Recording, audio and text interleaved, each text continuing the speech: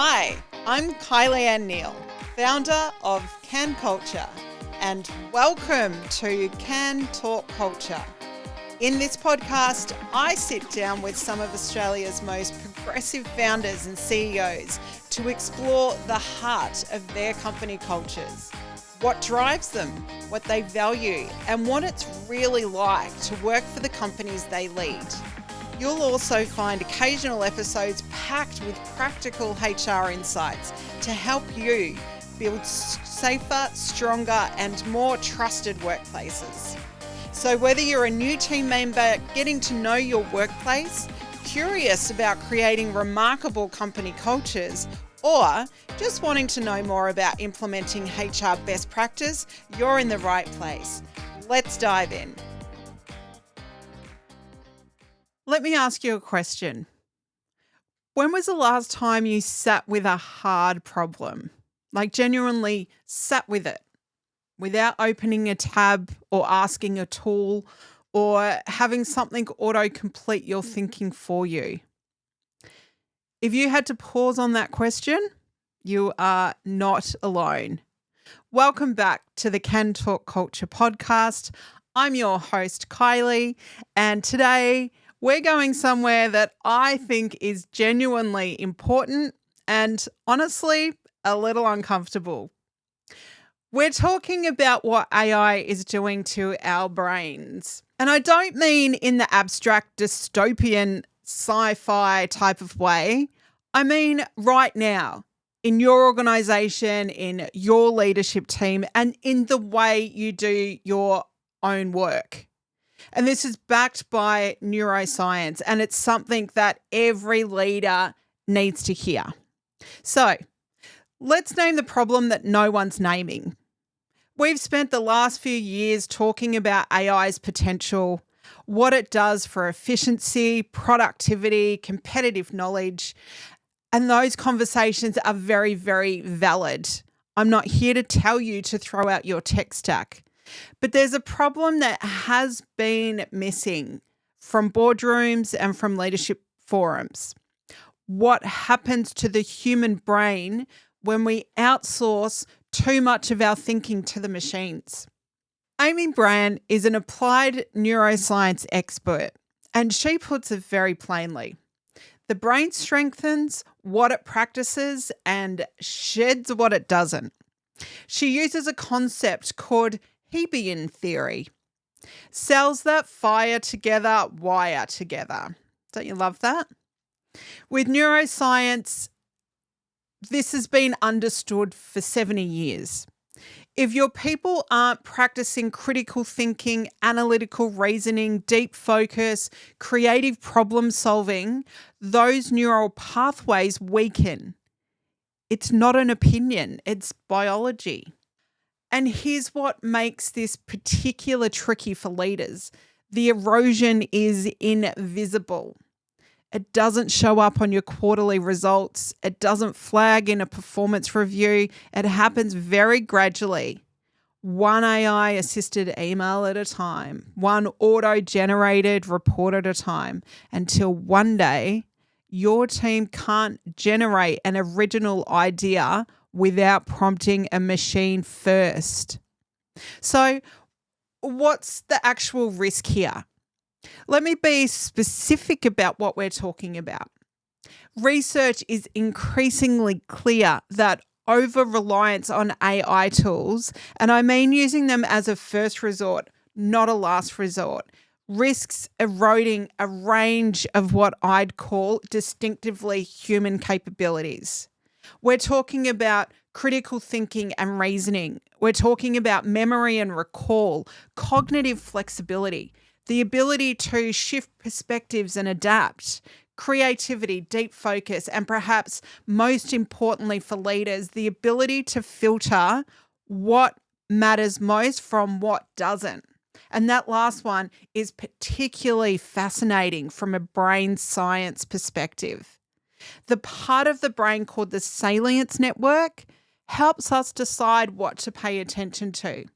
When AI does that filtering for us, curating our inputs, summarizing our data, ranking our priorities, we risk losing the neural muscle to do it ourselves. There's also a motivation piece here that I think is underappreciated. When we rely on AI throughout our day, we experience fewer of the neural reward cycles that come from effort and mastery. That dopamine hit from figuring something out, from the struggle to the breakthrough, it gets muted. And over time, that can leave people less willing to sit with difficulty, less willing to stretch and less able to stretch. And that is a leadership problem, not just a brain science problem. So, what does this mean for your organization? Now, I want to be really clear here. I'm not saying don't use AI. AI is not the villain here. That ship has sailed, and for very, very good reason. AI gives us productivity and capability gains in many, many areas. What I am saying, though, is that AI use without intention creates capability risk. And right now, most organizations have no framework for managing that risk, but they are focusing on building capability. So think about it through the lens of technical debt. A concept most of you will know from technology. When engineering teams take shortcuts to ship too fast, they accumulate technical debt that costs them later. The same principle applies here. I'd call it cognitive debt.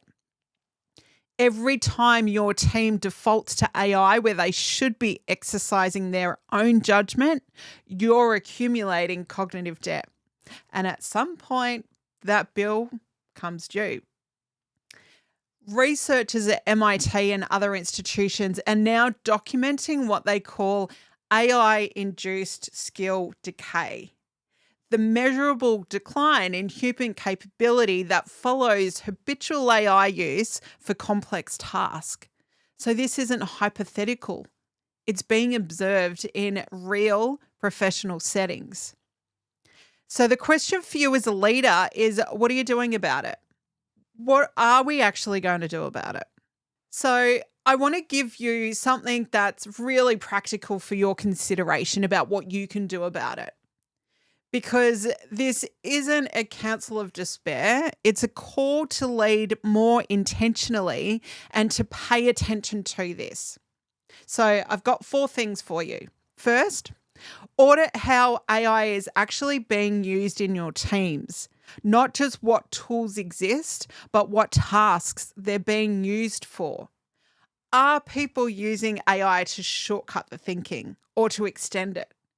That's a big difference. Number 2, protect cognitive practice. That sounds abstract, so let me be really concrete here. Build in what experts call curiosity sessions. Team conversations where you wrestle with a real challenge without reaching for a tool. Implement no AI for first drafts as a norm in some context. Schedule meetings with genuine open-ended discussion, not just AI synthesized briefings. Number 3, encourage cognitive variety. The brain isn't designed for any one mode of operation. It's designed for deep focus, for creative exploration, for social connection, for reflection. They're all different neurological states, and we need all of them. So if your people are jumping between AI prompts all day with no space to think, to consolidate or imagine, you are burning them out at a neurological level, even if they don't know it yet. And number 4, and this is the one that I think matters most for this audience, double down on the human skills that AI simply cannot replicate.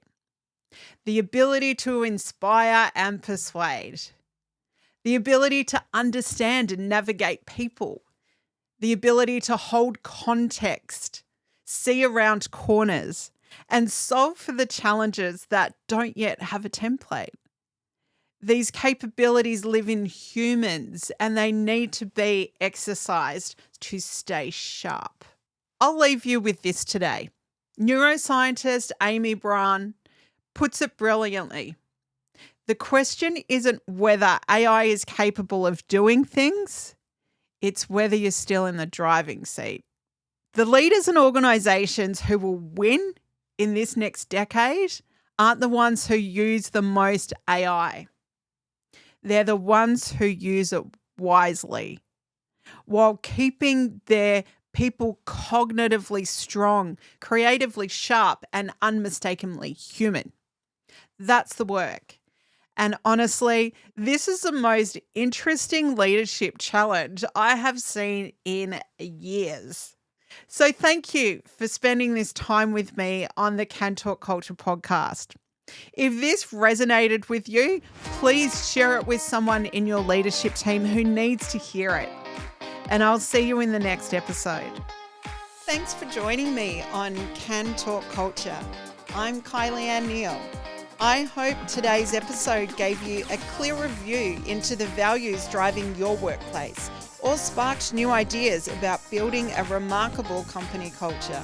If you're a founder or CEO interested in sharing your culture story, or if you're looking to build a safer, stronger, and more trusted workplace, let's connect. Visit kanculture.com. That's kankulture.com to learn more. Please hit that subscribe button to hear more real conversations with founders and CEOs and hands-on episodes full of people-first culture advice. I look forward to connecting with you on our next episode.